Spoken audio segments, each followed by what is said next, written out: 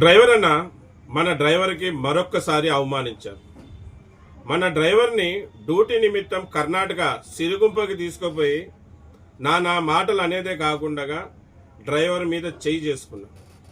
చెప్పు తీసుకొని కొట్టారు మన డ్రైవర్ని. అతని జాతి తక్కువ అని జాతితో కూడా దూషించారు. ఏం చేశారు డ్రైవర్లు? ఇష్టం వచ్చినట్టు డ్రైవర్లని ఎవడంటే వాడు దూషించడం, ఎవడంటే వాళ్ళు కొట్టేకి అధికారం ఎవరిచ్చారు?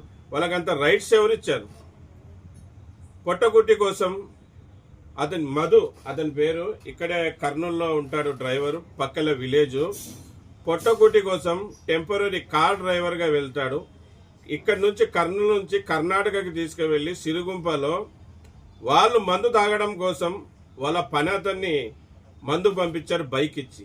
ఆ బైక్ పంచర్ కావడంతో ఆ పని అతని ఇతనికి ఫోన్ చేశారు, మన డ్రైవర్ మధుకి ఫోన్ చేశారు. అన్న, నా బైక్ పంచర్ అయింది, సార్ చెప్పినాడు నువ్వు కార్ తీసుకురా, సార్ వాళ్ళకి మందు తీసుకురావాలంట అని చెప్పాడు. అవు అలా పని అతనే కదా, పిలిచాడు కదా అని ఇతను కార్ తీసుకొని వెళ్ళాడు. కార్ తీసుకొని మందు తీసుకొని కూడా వచ్చారు. వచ్చినాక మాదిగ లంజ కొడక, నువ్వు ఎవరిని అడిగి కారు తీసుకుపోయినావురా? నీ హరకత ఏంటిరా? నువ్వు నా కారు ముట్టుతావా? నువ్వు ఎవరిని అడిగి తీసిపోయావని నా దూషంగా మాట్లాడు. అంటే చాలా గలీజ్ మాటలు మాట్లాడాడంట. మాటలే కాకుండా చెయ్యి కూడా చేసుకున్నాడు. చెప్పు తీసుకొని కొట్టాడంట మన డ్రైవర్ని. ప్రతి డ్రైవర్ దీన్ని ఖండించాలి.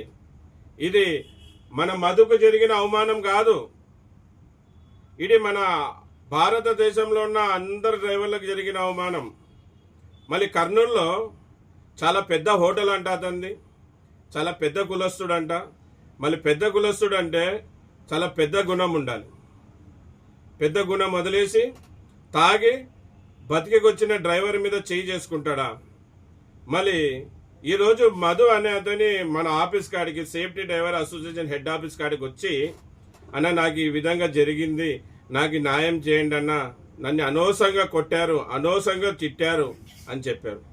మళ్ళీ మధును తీసుకొని తాలూకా పోలీస్ స్టేషన్లో వెళ్ళి కంప్లైంట్ రాపిచ్చి వచ్చాం. మళ్ళీ దేశ ప్రధాని రేపు కర్నూలుకు వస్తున్నారు కనుక పోలీసు వాళ్ళందరూ కూడా బిజీగా ఉన్నారు.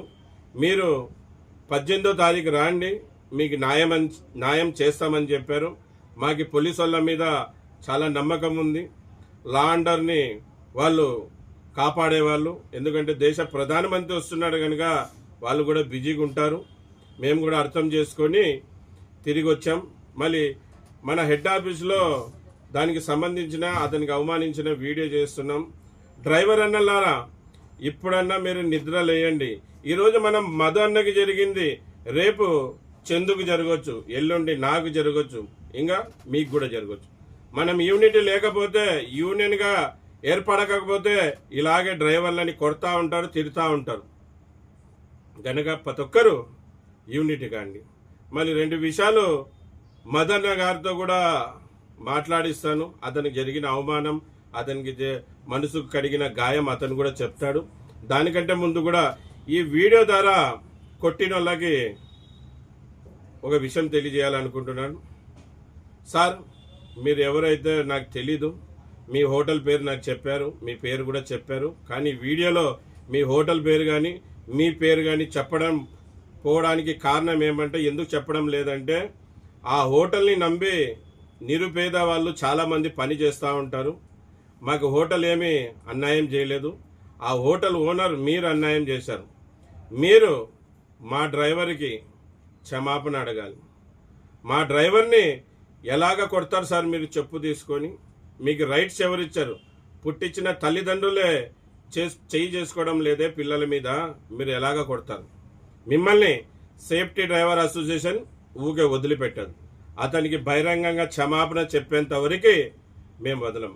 సేఫ్టీ డ్రైవర్ అసోసియేషన్ తరఫున మీ మీద ఆల్రెడీ ఇప్పుడు స్టేషన్కి వెళ్ళి కేసు పెట్టి వచ్చాం.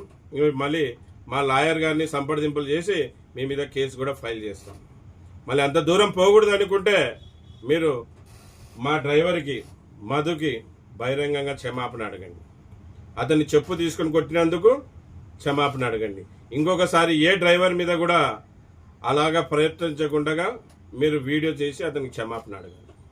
మళ్ళీ మదన్న గారు, మేము మాట ఇస్తున్నాం సేఫ్టీ డ్రైవర్ అసోసియేషన్ తరఫున మీకు జరిగిన అన్యాయంకి న్యాయం ఇప్పించేంత వరకు మేము మీతో పాటే ఉంటాం, మీకు న్యాయం ఇప్పిస్తాం, ఎంత దూరమైనా పోతాం.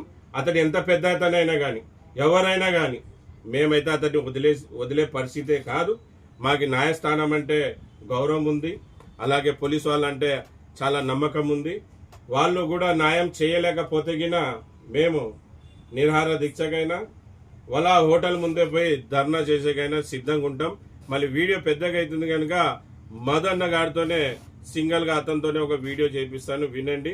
మరీ చెప్పేది ఒకటే, డ్రైవర్లందరూ కూడా యూనిట్గా ఉండండి. ఈరోజు అతనికి జరిగింది అవమానం, రేపు మీకు కూడా జరగవచ్చు. మళ్ళీ ఇది విషయం. అందరికీ నమస్తే.